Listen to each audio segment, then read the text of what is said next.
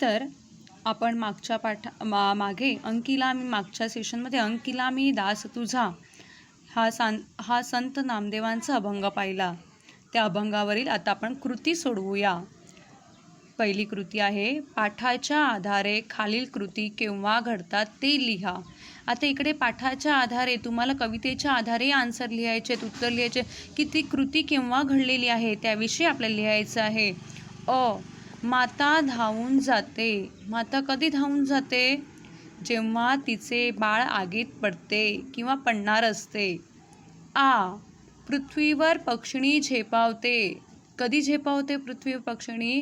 जेव्हा तिचे पिल्ले धरणीवर पडतात. जेव्हा तिची पिल्ले धरणीवर पडतात. गाय हंबरत धावते. गाय हंबरत धावते. ही प्रश्न आहे, गाय हंबरत धावते जेव्हा तिच्या वासराला भूक लागते. जेव्हा तिच्या वासराला भूक लागते. हरिणी चिंतित होते. हरिणी कधी चिंतित होते?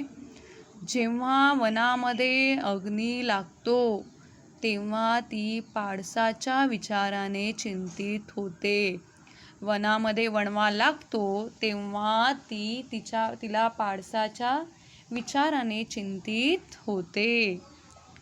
हरिणी कधी चिंतित होते? जेव्हा वनामध्ये वणवा लागतो आणि ती तिच्या पाडसाच्या विचाराने चिंतित होते.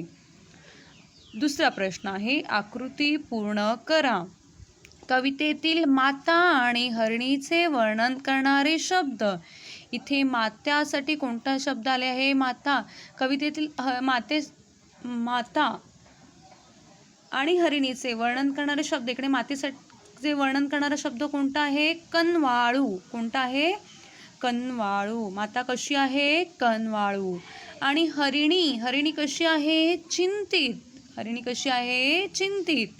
मातेचे वर्णन करणारा शब्द आहे कनवाळू आणि हरिणीचा वर्णन करणारा शब्द आहे चिंतित. कोण ते लिहा. तिसरा प्रश्न आहे, कोण ते लिहा. परमेश्वराचे दास कोण आहेत? कोणी परमेश्वराचं दास्यत्व पत्करलेलं आहे? संत नामदेव. कोण आहे? संत नामदेव. फक्त उत्तर तुम्हाला इकडे एका वर्डमध्ये लिहायचं आहे, संत नामदेव. मेघाला विनवणी करणारा. मेघाला विनवणी करणारा कोण आहे? इथे कोणता पक्षी सांगितलेला आहे? चातक. कोण आहे? चातक. मेघाला विनवणी करणारा कोण? चातक. चला तर मग आता आपण बघूया प्रश्न क्रमांक 4, काव्य सौंदर्य. आता काव्य सौंदर्य याच्यामध्ये तुम्हाला खूप अशी ब्रीफमध्ये आन्सर लिहायचे आहेत. तर पहिला प्रश्न आहे, खालील ओळीचे रसग्रहण करा. हा प्रश्न तुम्हाला या अगोदरच्या वर्षीचा जो पेपर पॅटर्न होता तो त्याच्यासाठी 4 मार्क्ससाठी हा येत होता. परंतु यावर्षी 2019-20च्या एक्झाममध्ये मार्चमध्ये जेव्हा जी एक्झाम झाली त्या पेपर पॅटर्नमध्ये हा 4 मार्क्सचा क्वेश्चन कट केला आहे, रद्द केला आहे. आणि त्याच्यासाठीच ही जी सेंटेन्स आहेत ते जे 8 मार्क्सचं रसग्रहण येते त्याच्यात त्यांनी या सेंटेन्स त्यांनी 8 मार्क्सच्या रसग्रहणामध्ये ॲड केलेले आहेत. तरीही देखील आपण पाहणार आहोत, खालील ओळीचे रसग्रहण करा. हा क्वेश्चन 4 मार्क्ससाठी रसग्रहणाचा येत होता. सवेची झेपावे पक्षिणी, पिली पडताची धरणी, भुकेले वसरावे, धेनू हुंबरत धावे. या सेंटेन्स आहे त्याचं रसग्रहण करायचं. त्याचे रसग्रहण हे 3 पार्टमध्ये 3 विभागात आपल्याला करायचं असते. हे 4 मार्क्सचं रसग्रहण. आशय सौंदर्य पहिलं आपण लिहायचं असते त्याचं आशय सौंदर्य. मग आशय सौंदर्यामध्ये आपल्याला कवितेविषयी लिहायचं आहे. जी कवितेचं तुम्हाला रसग्रहण, कवितेच्या ओळीचं रसग्रहण आहे त्या कवितेविषयी लिहायचं आहे की त्याच्यामध्ये आशय सौंदर्यामध्ये आपण आता अंकिला मी दास तुझा या आणि कोणी लिहिली आहे? संत नामदेव. मग आशय सौंदर्यामध्ये आपण लिहिणार की काय विषय अंकिला मी दास तुझा या अभंगामध्ये संत नामदेवांनी विविध दृष्टांताद्वारे परमेश्वर कृपेची याचना केली आहे. मग कवितेचा विषय काय? तो हा लिहायचा आशय सौंदर्यात. काव्य सौंदर्य. काव्य सौंदर्यामध्ये जी सेंटेन्स दिली आहे तिचं स्पष्टीकरण, एक्सप्लेनेशन तो आपल्याला लिहायचं असते. आणि भाषिक वैशिष्ट्यामध्ये कवितेत आलेले रस, अलंकार याचं वर्णन करायचं असते. तर ह्या 4 मार्क्ससाठी असणारा प्रश्न तुम्हाला 3 विभागात लिहायचा आहे. 3 विभागात त्याचा आन्सर लिहायचा आहे. पहिला आशय सौंदर्य. आशय सौंदर्यामध्ये तुम्हाला कवितेचा विषय काय आहे, पूर्ण कवितेविषयी तुम्हाला विषय काय तो लिहायचा आहे.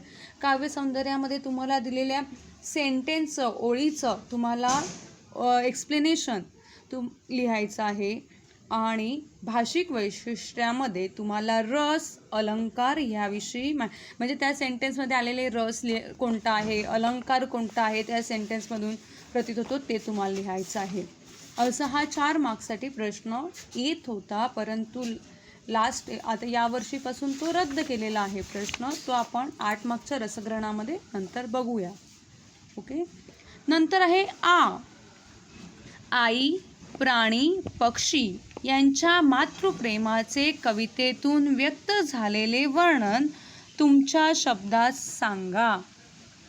आहे आई, प्राणी, पक्षी यांच्या मातृप्रेमाचे कवितेतून व्यक्त झालेले वर्णन तुमच्या शब्दात सांगा. तर यामध्ये तुम्हाला आता आई या कवितेमध्ये तुम्ही जेव्हा हे आन्सर लिहिणार तेव्हा फर्स्ट लिहायचं, पहिली ओळ तुम्ही त्या ब्रीफ क्वेश्चन आन्सरसाठी, हे पर्सनल रिस्पॉन्ससाठी क्वेश्चन येतात 2 मार्क्ससाठी.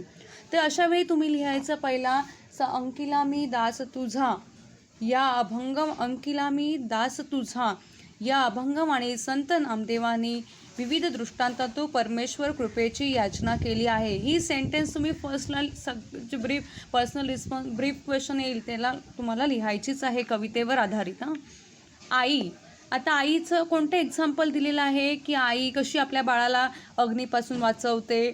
नंतर प्राणीमध्ये आपण इकडे हरिण आणि गाय आपण घेऊ शकतो. ते कसे आपल्या मुलांसाठी चिंतित आहे हरिणी आणि वासरासाठी कशी गाय बरत येते. ते जे उदाहरण दिलं आहे ते तुम्ही एक्सप्लेनेशन करायचं. आणि पक्षिणीची पिल्लं जमिनीवर पडताना जेव्हा पक्षिणी बघते तेव्हा तिथे धावत येते त्यांना वाचवण्यासाठी. मग हे जे एक्झाम्पल दिलेले आहे त्याचे एक्सप्लेनेशन या उत्तरामध्ये करायचं आहे तुमच्या शब्दामध्ये. तुम्हाला काय कळलं, तुम्हाला कसं समजलं ते तुम्ही लिहायचं आहे. मातृप्रेमाचे आपल्याला कवितेतून जसं मी तुम्हाला एक्सप्लेनेशन दिलं तर तसं तुम्हाला काय वाटलं, त्यांचं प्रेम आईचं आणि त्या पिल्लांचं, या आईचं या बाळाचं, तर कसं प्रेम इकडे दाखवलेलं आहे ते तुम्ही तुमच्या शब्दात लिहायचं आहे. नंतर प्रश्न आहे, संत नामदेवांनी परमेश्वराकडे केलेली विनंती सोदाहरण स्पष्ट करा. तर संत नामदेवांनी परमेश्वराकडे कोणती विनंती केली आहे की मला तुझी ओढ लागलेली आहे. त्याच्यापैकी ह्याच्यामध्ये तुम्ही फक्त एक एक्झाम्पल द्यायचा, किंवा आई आणि बाळाचं, किंवा पक्षाचं पिल्लांचं, किंवा तुम्ही आपलं हरिणी आणि हरिणीच्या पाडसाचं, किंवा गाय आणि गाईच्या वासराचं, कोणतंही एक एक्झाम्पल देऊन तुम्ही संत नामदेवांनी परमेश्वराकडे कशी विनंती केली आहे, की कृपेची याचना कशा प्रकारे केली आहे, हे तुम्ही या आन्सरमध्ये लिहायचं. पण हे आन्सर लिहिताना पहिली ओळ मी तुम्हाला सांगितली आहे की अंकिला मी दास तुझा या अभंगात संत नामदेवांनी विविध दृष्टांतातून परमेश्वर कृपेची याचना केली आहे. ही सेंटेन्स तुम्ही ॲड करायचीच. ओके. पक्ष्यांच्या, प्राण्यांच्या आपल्या पिल्लाशी असलेल्या संबंधाबाबत तुमचा अनुभव लिहा. हा जो प्रश्न आहे तो खास स्पेशल तुमच्यासाठी आहे. हा कवितेवर आधारित नाही आहे. हा पर्सनल रिस्पॉन्स. तुम्ही पक्षी आणि पक्ष्यांचं तुम्ही पाहिलं असेल की मांजर वगैरे आपण बघतो, आपल्या आजूबाजूला मांजर वगैरे असते, तर ती तिच्या पिल्लांना कशी जपते. तुम्ही पाहिलं असेल की पक्षी आपल्या पिल्लांना कसे जपतात. तुम्ही कधी तुमचा अनुभव तुम्ही या उत्तरामध्ये लिहायचा आहे. हा पर्सनल रिस्पॉन्स क्वेश्चन आहे. समजलं असेलच तुम्हाला प्रत्येक प्रश्नाचं उत्तर ओके थँक्यू.